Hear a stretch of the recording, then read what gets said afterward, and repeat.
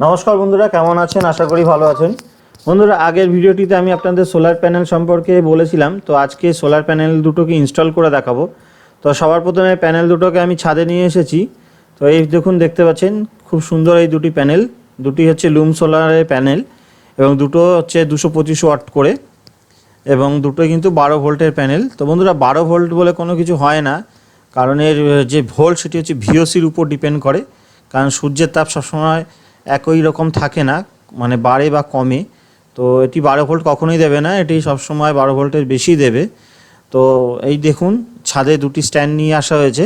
তো এই দুটো স্ট্যান্ড কিন্তু আমি যখন প্যানেল কিনেছিলাম তার সাথেই এসেছিলো, এবং প্যানেলের সাথে এই স্ট্যান্ড নিয়ে মোট আমার 25,000 টাকা খরচ হয়েছিল। তো দেখুন, এখানে দেখতে পাচ্ছেন যে একটি স্ট্যান্ড ছোট এবং একটি বড়।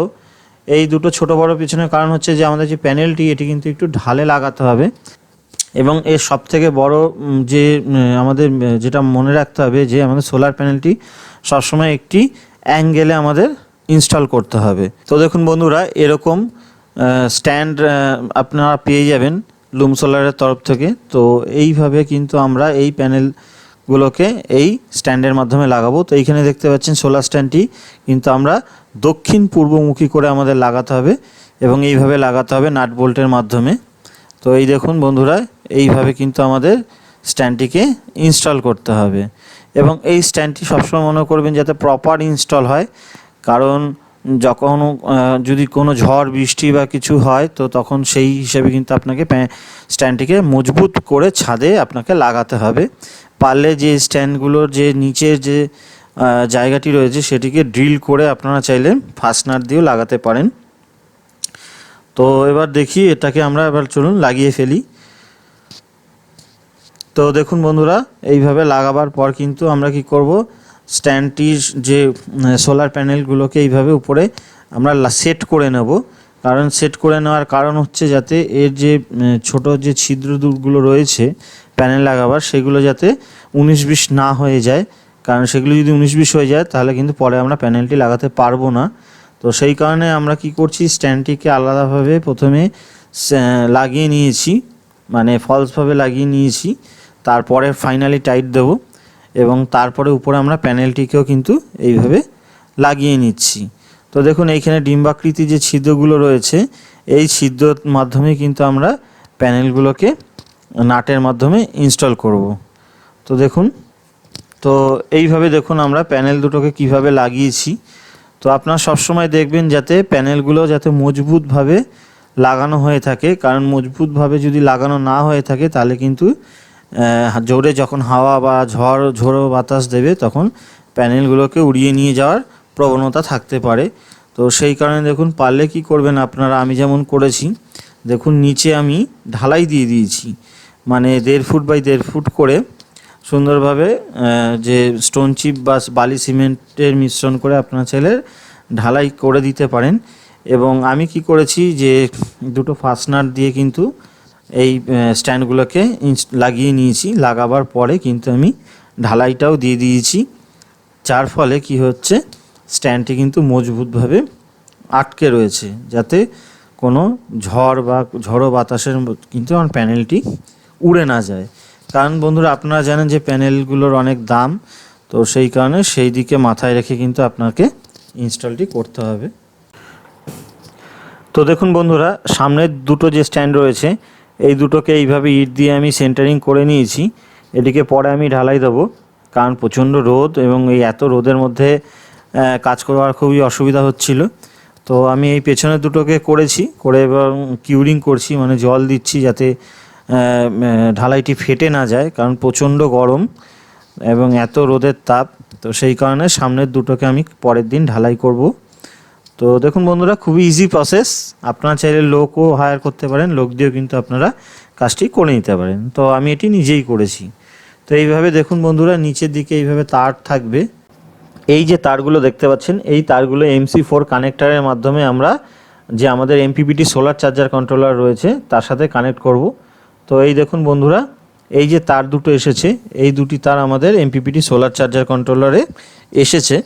তো এর কমপ্লিট ডায়াগ্রাম আমি দেখাচ্ছি যে কিভাবে আমি ইনস্টলটি করেছি, নাহলে আপনারা বুঝতে পারবেন না। তো এইখানে দেখতে পাচ্ছেন যে প্রথমে এই দুটো প্যানেল কিন্তু আমরা এইখানে প্যারালালি লাগিয়েছি। আপনারা চাইলে সিরিজও ইনস্টল করতে পারবেন, কারণ তার আগে আপনাকে দেখতে হবে যে আপনার এমপিপিটি কন্ট্রোলার সাপোর্ট কত ভিওসি সাপোর্ট করে। আমার যে এমপিপিটি কন্ট্রোলারটি রয়েছে এটি 24 ভোল্ট এবং 12 ভোল্ট দুটি প্যানেলই সাপোর্ট করে। তো সেই কারণে আমি চাইলে সিরিজও আমি লাগাতে পারি। তো এইখানে দেখুন বন্ধুরা, আপনারা সিরিজে লাগান বা প্যারালালি লাগান, দুইভাবে লাগাতে পারবেন। লাগিয়ে এই দেখুন নিচে যে দেখতে পাচ্ছেন এইখানে যে প্লাস মাইনাস যে দুটো তার এসছে সোলার প্যানেল থেকে, এইখানে কিন্তু একটি এমসিবি লাগিয়ে দেওয়া হয়েছে। কারণ বন্ধুরা এমসিবি এটি অবশ্যই লাগাতে হবে, কারণ এমসিবি না লাগালে যদি ভবিষ্যতে বা কখনও আপনার সিস্টেমে যদি কোনো 19-20 হয়ে যায় তো এমসিবিটি ট্রিম করে যাবে।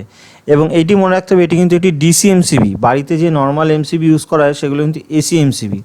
তো এই ডিসি এমসিবি আপনার মার্কেটে না পেলেও আপনারা অনলাইন পেয়ে যাবেন।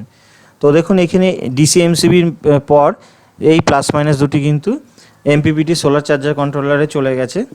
তো এইখানে এমপিপিটি সোলার চার্জার কন্ট্রোলারে যাওয়ার পর এবার এমপিপিটি সোলার চার্জারের থেকে দুটো প্লাস এবং মাইনাস দুটো টার্মিনাল ব্যাটারিতে সংযোগ করতে হবে।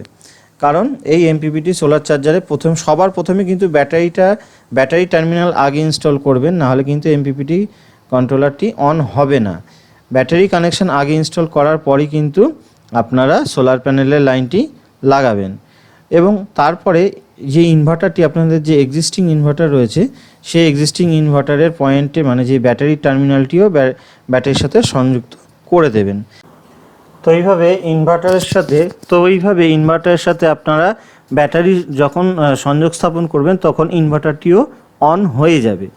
তার মানে বন্ধুরা দেখতে পাচ্ছেন যে কীভাবে সোলার প্যানেলের মাধ্যমে প্রথমে এমপিপিটি চার্জার কন্ট্রোলারে কানেকশানটি আসবে এবং তারপরে এমপিপিটি হয়ে কিন্তু আপনার ব্যাটারিটিকে চার্জ করবে, এবং ব্যাটারিটি চার্জ করার পর ব্যাটারিটি আবার ইনভার্টারটিকে রান করবে এবং ইনভার্টারটি পুরো সম্পূর্ণ ঘরে আপনার লোডকে সাপ্লাই দেবে। তো এইভাবে বন্ধুরা আপনারা আপনাদের বাড়িতে যদি কোনো পুরনো ইনভার্টার থাকে সেই পুরনো ইনভার্টারটিকে সোলার ইনভার্টারে কনভার্ট করতে পারবেন। তো বন্ধুরা এখানে আমি এই প্রোডাক্টগুলোর কস্ট সম্বন্ধে একটু বলে দিচ্ছি। এইখানে আমার যে সোলার প্যানেলটি পড়েছে সেটি টোটাল আমার খরচা হয়েছে 25,000 টাকা উইথ স্ট্যান্ড, এবং এমপিপিটি সোলার চার্জার কন্ট্রোলারটির দাম পড়েছে আমার 6,000 টাকা।